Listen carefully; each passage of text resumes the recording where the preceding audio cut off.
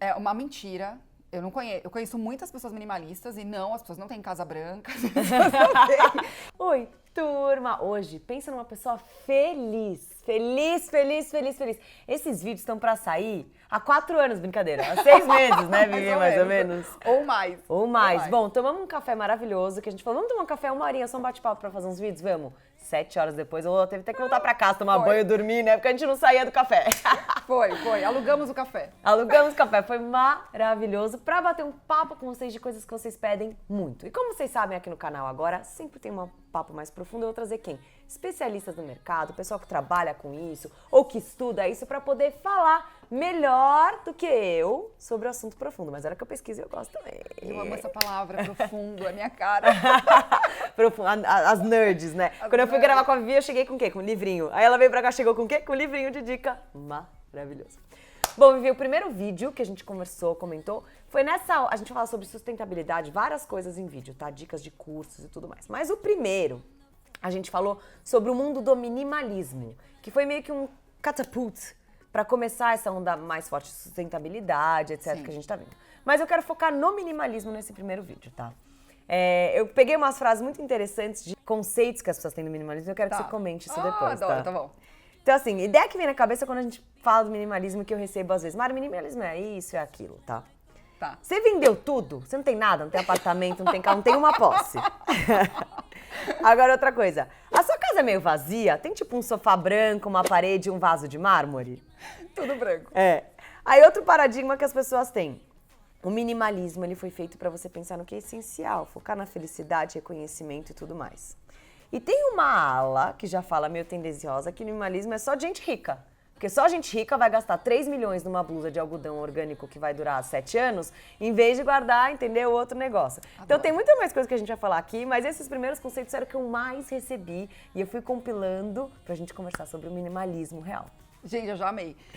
Algumas coisas, e eu vou falar assim, muito do que eu tenho de vivência do minimalismo, porque eu me considero minimalista mesmo há uns 3 anos, Mari. Uhum. O guarda-roupa foi um pontapé inicial disso. Tá. E eu gostei tanto da sensação que eu falei, cara, eu quero isso pra minha vida. Só que assim, não, é uma mentira. Eu conheço muitas pessoas minimalistas e não, as pessoas não têm casa branca. Isso é muito bom, né? Vou sentar no chão. Isso é uma coisa nórdica, as pessoas confundem um pouco com o que veio do nórdico, né? O minimalismo veio um pouco, lógico, do nórdico, daquela coisa mais... que veio do mundo da moda e tal. Sim, que é o seu nome agora? Meninas, lembra? Até fiz um vídeo sobre isso. Tipo rig style da vida, etc. Sim. Mas não necessariamente, por exemplo, um brasileiro, um latino vai ter aquele tipo de casa fria, Não. Ou mesmo o Japão. Eu acho que o Japão é uma boa referência. Porque Japão é uma boa referência. Eu acho que a gente tem que entender que sim, existe uma necessidade hoje, principalmente nas cidades grandes, de existir um minimalismo. Sim. Então tá rolando uma pressão para isso. Ok, vamos entender, casas menores e tal. Quando eu comecei a estudar, eu comecei a ver aqueles americanos super ostentando isso. Ai, tiny house. Tem até seriado disso. Saí de 200 metros quadrados e fui para 37. Casas de 43 metros quadrados são consideradas tiny house. Eu falei, gente, quando eu casei, eu morava em 48. Eu já era minimalista e não sabia. Primeiro ponto, o minimalismo ele vem, na minha opinião, como uma necessidade, principalmente das cidades grandes. Legal. Certo? De espaço. Como comportamento. Como comportamento. Que a gente sempre fala de tendência, né, pessoal? Exatamente. O que eu acho muito legal do minimalismo, que eu acho que é o maior ganho que eu tive. Tem um livro que fala sobre o paradoxo da escolha, que o nosso cérebro fica mais confuso quando a gente tem mais opções. Sim. Certo? E foi feito um experimento numa loja de geleias, onde foi dado um número mínimo de opções, as pessoas tinham mais segurança para escolher. Quando aumentou, tinha com frutinha, sem frutinha, com doce, sem doce, com... as pessoas ficaram totalmente confusas. Então eu acho que o maior ganho do minimalismo, na verdade, é a facilidade de escolher.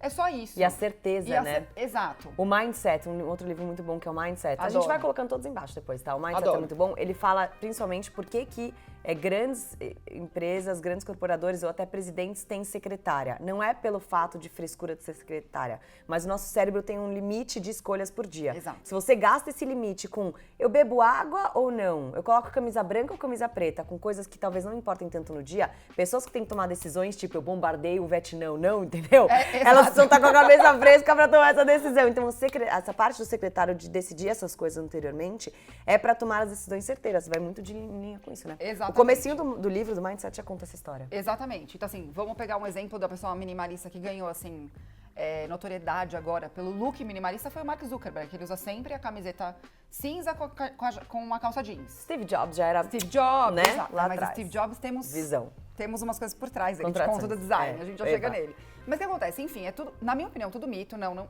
os minimalistas que eu conheço não tem casa branca, não sentam Eles no chão. têm posses, né? Tem posses, Tipo, entendeu? podem ser donos da própria casa e comprar a própria casa, se Deus quiser, se batalhar e trabalhar pra isso, né? Pode ter carro se quiser, essa não é uma questão. Isso é importante também. E eu acho que isso cai, Mari, no que eu tenho visto não só com minimalismo. Você tem um checklist, sabe? Aí você tem que seguir esse checklist pra você ser tal coisa. Ah, então já vou invadir pra você ter tal coisa, exatamente, ó. Eu vou contar uma coisa interessante que eu li sobre o minimalismo, que é o seguinte. O Tim Denning, que é um cara que sempre falou muito minimalismo, foi um dos primeiros blogs minimalistas, ele acabou de contar que ele deixou de ser minimalista. E ele tá abandonando essa vida de minimalista que ele teve durante 6 anos por alguns motivos. E um deles é que ele começou a sentir que o minimalismo virou uma religião. E você tem que seguir esses preceitos, senão você é excluído do mundo minimalista. Exato.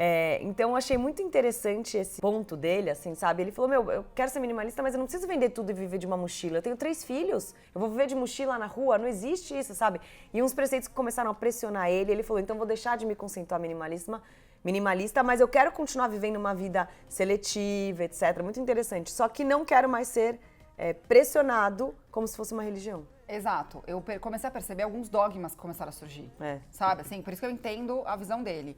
E só me surgiu isso na cabeça porque tem um rapaz que fala de internet, ele fala de marketing digital, que é o Ícaro de Carvalho, e perguntaram pra ele sobre o minimalismo. Ele falou assim, virou um movimento de homens que não querem assumir nada e usam o minimalismo de desculpa na vida só pra dizer que é um conceito de felicidade, de desapego. E, cara, eu já vi pessoas minimalistas super apegadas, eu já vi pessoas não minimalistas super desapegadas. Então, eu super concordo com ele. E uma outra amiga, e aí a minha amiga que tava na discussão, eu não tava conseguindo ver o ponto de vista dela com relação a isso. E ela tem toda a razão. Porque, como eu vivo isso há um tempo, cara, eu parei de seguir algumas pessoas porque eu já tô vivendo, sabe? Aquela coisa, vou diminuir aqui, não quero mais tanta informação, vou viver o meu minimalismo. E quando ela trouxe isso pra mim, eu falei, caraca, olha onde chegou. Ela tá vendo dogmas que surgiram e tudo que é ismo, ela falou que corre esse risco. E eu falei, pô, é verdade. É verdade. E aí eu vi algumas pessoas também discutindo. Então, você não é minimalista, você é essencialista. Gente, mas por que pode chamar bolinhas? Dá o nome de bolinhas, se você quiser ter essencialista, entendeu? Aí fica tentando encaixar. Exato. Então, assim, eu acho que se eu posso resumir o minimalismo, ele vem muito como tendência, na minha opinião, das cidades grandes mesmo, de espaço, Mari. A gente não vai ter opção, a gente vai ter que saber escolher. Então, hoje, assim, eu acho que as pessoas das grandes cidades têm que entender que isso é meio sem volta, é o que a gente falou, né? Não à toa as construtoras estão fazendo todos os apartamentos mini, ok, ponto, aceito. Teremos que ser pessoas mais minimalistas por uma imposição, como é hoje no Japão, certo? E sair desse lugar eu esperava que uma pessoa minimalista fosse X, entendeu? E isso também cai na história do preço das coisas. Porque você pode ter um minimalista fashionista. Você pode ter um minimalista que compra em loja de departamento e ele prefere ter um guarda-roupa. Não é o que eu concordo, mas é uma escolha. Olha, eu quero ter 37 peças a cada 3 meses que eu compro, uso muito, jogo fora e compro outra. É uma opção minimalista. Ponto. Ele, na verdade, ele tá reduzindo as escolhas deles, né? Que vem de uma frase muito legal também. Lá vai a Mari com a frase. Que é do Joshua Becker, que é do livro Becoming a Minimalist, né? É do livro. E ele fala, eu vou ler em inglês depois, a gente coloca o português aqui embaixo, Julie? Coloca! The intentional promotion of things that matter and the removal of everything that distracts me from seeing that. Né? Então, basicamente, ele fala isso, é você promover e viver o que realmente importa e tirar o que te distrai daquilo que importa. Você sabe que fazendo esse vídeo, lendo esses livros, lendo vários blogs, vendo os vídeos, eu cheguei em casa assim, outro dia, falei pro Marcelo, amor, acho que eu quero mudar umas coisas aqui. Porque e sempre falam que tem um pontapé inicial, assim, né? Tem. E me deu bem outros pontapés, assim, me deu uma coceirinha, não vou negar. E, por exemplo, Mari, eu não consegui abrir mão dos meus livros.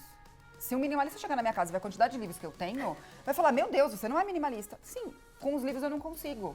Mas assim, na verdade, é sua escolha. Por quê? Porque qual que é a sua prioridade? Ler, se me aprofundar. Essa é a sua prioridade. Ponto. Então, talvez você tirou o app no seu celular. E aí tá com o livro ali, entendeu? São escolhas, na verdade. Isso que é legal. É sobre. Importante. Eu acho que. Exatamente. Putz, eu gostei muito disso. Se eu posso falar alguma coisa sobre minimalismo, não tem como você ter uma vida minimalista sem autoconhecimento, porque você não vai saber o que realmente importa pra você. Legal, isso é super importante, isso é muito legal. Então, acho que o primeiro ponto, a gente tem vários vídeos, a gente vai falar de guarda-roupa, tá? Se o pessoal que tá curioso, a gente vai falar de guarda-roupa, mas é outro vídeo. Chegaremos lá. Mas o primeiro vídeo, acho que é muito legal a gente falar isso, sobre não tem como você ter uma vida minimalista sem se conhecer. Isso é muito importante, porque as pessoas sempre pedem aqui, me fala como que eu faço isso. Não tem um beabá, um teste ali do BuzzFeed que você vai fazer. 10 passos para se tornar um minimalista. Não, e tem dicas que são legais, né? Tipo, achar prioridades, aprender a dizer não encher linguiça em reunião de escritório, em conversa. Tem um cara que falou uma coisa muito legal, não lembro dele, Dan alguma coisa, esqueci, talvez eu ache depois quando a gente for fazer a edição. Que ele falou isso, ele falou assim, eu descobri que eu tava me tornando minimalista quando eu chegava numa reunião de escritório, e aí eu falava, gente, a pauta é essa, vamos falar isso e voltar, em vez de ficar falando, sabe? Eu sei que a gente vai falar de assim. livro, mas já vou falar de um que eu acho que super rola, que é esse aqui, ó. Trabalhe 4 horas por semana. Ai, que maravilhoso. Cara, o Tim Ferriss, quando fez esse livro, ele não Só pensou... um detalhe, Tim Ferriss é o meu inspirador do podcast na vida, tá? Ele é amo maravilhoso. O podcast dele é o melhor podcast do mundo. Só que, cara, ele não fez esse livro pensando, eu vou escrever para minimalistas. Ele não fez isso. Só que eu acho que é um super princípio minimalista você fazer escolhas de trabalhar 4 horas por semana. E não tem como você fazer isso se você não entender o que realmente importa para ter o resultado. Sim. E a gente puxa para outros. O gerente 80-20. Eu amo o Pareto, né? Porque eu acho que aplica em tudo. O coisinho do sabe, que treme, que você trabalha 20 minutos. O Pomodoro. Não, esse é o Pomodoro. É, o Pomodoro. E o Pareto, ele fala, pra mim, a relação Pareto, ela funciona em tudo na vida, inclusive no guarda-roupa. Que é, você precisa de 20% de esforço pra conseguir 80% dos resultados. Cara, Legal. se isso não for minimalismo, eu não sei o que é, entendeu? Total isso, 100%. E aí a gente fica, sei lá, acho que a gente gourmetiza muito as coisas hoje em dia. Muito.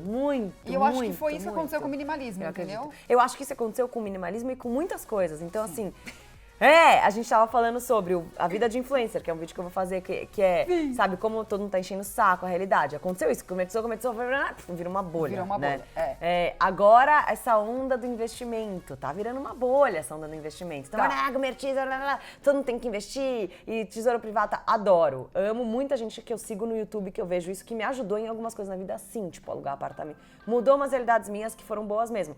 Mas não é... As pessoas mergulham de cabeça na piscina sem água, que é uma coisa bizarra, né? Nossa, eu amei essa frase. Eu acho que... eu tenho uma frase muito minha que é o seguinte, que eu repito, que é, você não é todo mundo. Então, tudo pra mim que tentam colocar pra todo mundo, desconfia. Amei, você não é todo mundo. Cara, desconfia, porque não funciona. Entendeu? Então, às vezes não é pra você e tá tudo bem. Exato. Porque, eu falo pras meninas, né, isso, vou até terminar com essa frase que eu quero terminar, mas contar às vezes não é pra você. Eu sempre quis me aprofundar nesse minimalismo e tal, mas, por exemplo, eu tenho o meu armário, ele é um pouco mais pesado do que o normal. Por quê? Porque é como se fosse um showroom. O meu armário ajuda a mostrar looks, a fazer os vídeos, a dar as dicas. Então, muitas vezes tem peças que eu sei que às vezes eu não tô usando no dia a dia, mas elas são muito usadas em vídeos ou em dicas. Às vezes elas não são necessariamente o meu estilo, mas eu sei que eu vou contar pra alguém aquilo e vou ajudar. Então, eu fico nesse peso, assim, sabe? Mas eu vou te falar que agora, lendo esses livros, eu tô bem... Não. Mas, enfim, vamos terminar com...